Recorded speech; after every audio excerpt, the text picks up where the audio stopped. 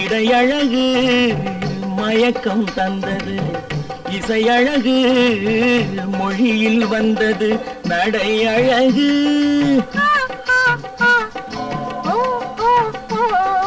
நடை அழகு நடனம் ஆனது, நான் அழகும் என்னை வென்றது.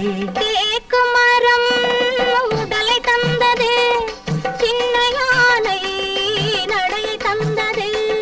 தேனல்லவோ இதழை தந்தது, சிலை அல்லவோ அழகை தந்தது.